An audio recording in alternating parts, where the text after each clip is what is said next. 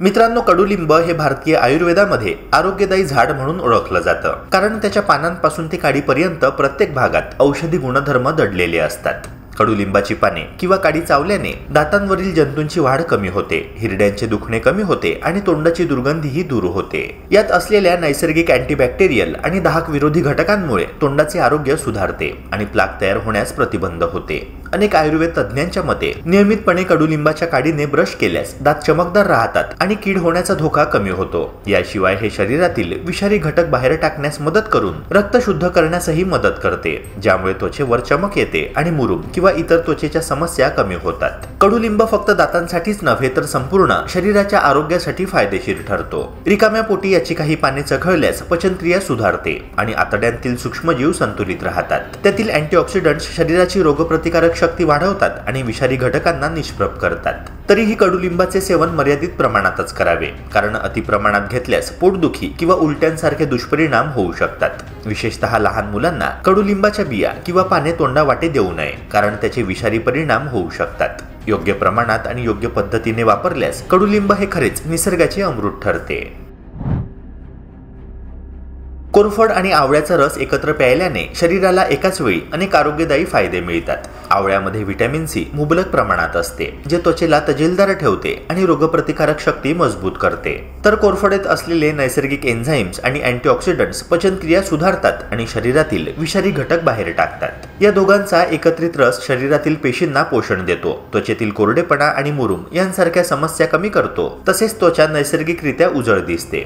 सकाळी रिकाम्या पोटी हा रस घेतल्यास तो शरीर शुद्धी आणि पचन सुधारण्यासाठी अधिक परिणामकारक ठरतो. हा आरोग्यवर्धक रस तयार करण्याची पद्धत अतिशय सोपी आहे. फक्त 3 ताजे आवळे आणि 2 चमचे कोरफड जेल घ्या. त्यांना 1 कप पाण्यामध्ये मिसळून मिक्सरमध्ये फिरवा आणि तयार मिश्रण गाळून घ्या. हा रस ताजा असतानाच पिणे अधिक फायदेशीर ठरते. याच्या नियमित सेवनाने रोगप्रतिकारक शक्ती वाढते, थकवा कमी होतो आणि शरीरात ऊर्जा टिकून राहते. मात्र कोणतीही ॲलर्जी किंवा पचनासंबंधी समस्या असल्यास हा रस सुरू करण्यापूर्वी डॉक्टरांचा सल्ला घेणे योग्य ठरेल. लोणी आणि केशर यांचा संगम हा ओठांच्या काळेपणावर एक प्रभावी आणि नैसर्गिक उपाय ठरू शकतो. केशरात असलेले अँटीऑक्सिडंट्स आणि त्वचा उजळवणारे गुण ओठांना नैसर्गिक गुलाबीपणा देतात, तर लोणीतील स्नेहद्रव्ये ओठांना मऊ, ओलसर आणि पोषणयुक्त ठेवतात. हा घरगुती उपाय नियमितपणे वापरल्यास ओठांवरील कोरडेपणा, तडे आणि गडद रंग हळूहळू कमी होऊ लागतो. केशर रक्ताभिसरण सुधारण्यास मदत करते, त्यामुळे ओठांचा नैसर्गिक रंग आणि आरोग्य दोन्ही टिकून राहतात. हा उपाय तयार करण्यासाठी 2-3 धागे केशराचे घ्या आणि ते 1 चमचा ताज्या लोण्यामध्ये मिसळा. हे मिश्रण एकसारखे झाल्यावर दररोज रात्री झोपण्यापूर्वी ओठांवर हलक्या हाताने लावा आणि थोडे मसाज करा.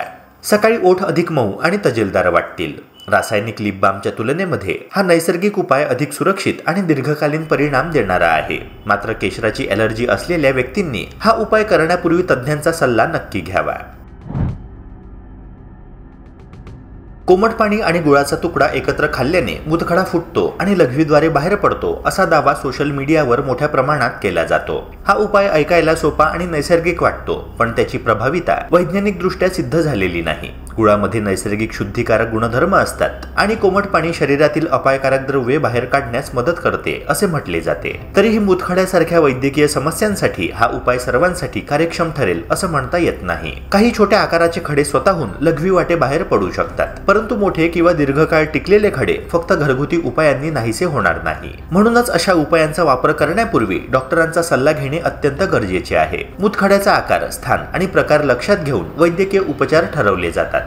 कधी कधी औषधोपचार तर कधी शस्त्रक्रिया आवश्यक ठरते. घरगुती उपाय काही प्रमाणात आराम देऊ शकतात, पण त्यावर पूर्ण उपचार म्हणून विसंबणे धोकादायक ठरू शकते. त्यामुळे सोशल मीडियावरील सल्ल्यांपेक्षा तज्ज्ञांचा सल्ला घेणेच आरोग्यासाठी अधिक सुरक्षित आहे. रात्री 1 चमचा मेथी दाणे 1 ग्लास पाण्यामध्ये भिजवून सकाळी उपाशी पोटी ते पाणी पिणे हा एक पारंपरिक आणि नैसर्गिक उपाय आहे, जो रक्तातील साखर नियंत्रणात ठेवण्यास मदत करतो. मेथीमध्ये असलेले फायबर आणि अमिनो ॲसिड्स शरीरात इन्सुलिनच्या निर्मितीला मदत करतात, ज्यामुळे साखरेचे शोषण हळूहळू होते आणि रक्तातील ग्लुकोजची पातळी स्थिर राहते. याशिवाय मेथीचे पाणी पचनक्रिया सुधारते, चरबीचे प्रमाण कमी करण्यास मदत करते आणि मेटाबॉलिझम वाढवते. हे शरीरातील विषारी घटक बाहेर काढून त्वचेचे आरोग्य आणि ऊर्जा पातळी सुधारते. राहते। नियमित सेवन केल्याने रक्तदाब संतुलित ठेवण्यास, पोटदुखी कमी करण्यास आणि भूक नियंत्रित ठेवण्यास मदत होऊ शकते।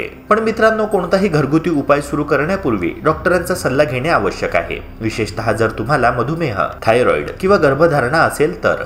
मेथीचे पाणी काही लोकांमध्ये पोटदुखी किंवा ऍसिडिटी निर्माण करू शकते, त्यामुळे सुरुवातीला कमी प्रमाणात सेवन करणे योग्य ठरेल। आजच्या धावपळीच्या आणि तणावपूर्ण जीवनशैलीत हृदयविकार हा फक्त वयोवृद्धांचा नव्हे तर तरुणांचा देखील गंभीर आरोग्य शत्रू बनला आहे। दिवसातून तासनतास संगणकासमोर बसणे, झोपेचा अभाव, फास्ट फूडचा अतिरेक आणि सततचा मानसिक ताण या सर्व गोष्टी एकत्र येऊन हृदयावर सततचा दाब निर्माण करत असतात। सुरुवातीला कोणतीही स्पष्ट लक्षणे दिसत नसल्याने अनेकांना वेळेवर धोका कळतच नाही, त्यामुळे हृदयाच्या आरोग्याकडे दुर्लक्ष करणे म्हणजे नकळत स्वतःच्या शरीराची अन्याय करणे आहे। अशा परिस्थितीत काही नैसर्गिक घटक आपल्या आहारामध्ये समाविष्ट करून आपण हृदयाला नैसर्गिक संरक्षण देऊ शकतो। त्यामध्ये काही बिया विशेषत्वाने महत्त्वाच्या मानल्या जातात, ज्या केवळ कोलेस्ट्रॉल संतुलित ठेवत नाही तर रक्ताभिसरण आणि ऊर्जाही वाढवतात। जवसाच्या बिया म्हणजे हृदयासाठी नैसर्गिक ढालच म्हणावी लागेल। या छोट्याशा बियांमध्ये ओमेगा 3 फॅटी ऍसिड्स, फायबर आणि लिग्नान्स मुबलक प्रमाणात असतात, जे रक्तातील वाईट कोलेस्ट्रॉल कमी करतात आणि रक्तवाहिन्यांना लवचिक ठेवतात। दररोज 1 चमचा भाजलेले किंवा कुटलेले जवस दही, ओट्स किंवा स्मूदीमध्ये घालून घेतल्यास हृदयाचे कार्य अधिक सुरळीत होते। जवसातील फायबर पचनक्रिया सुधारते आणि शरीरातील चरबीचे प्रमाण कमी करण्यास मदत करते, त्यामुळे वजन नियंत्रणात राहते, जे हृदयासाठी अत्यंत आवश्यक आहे।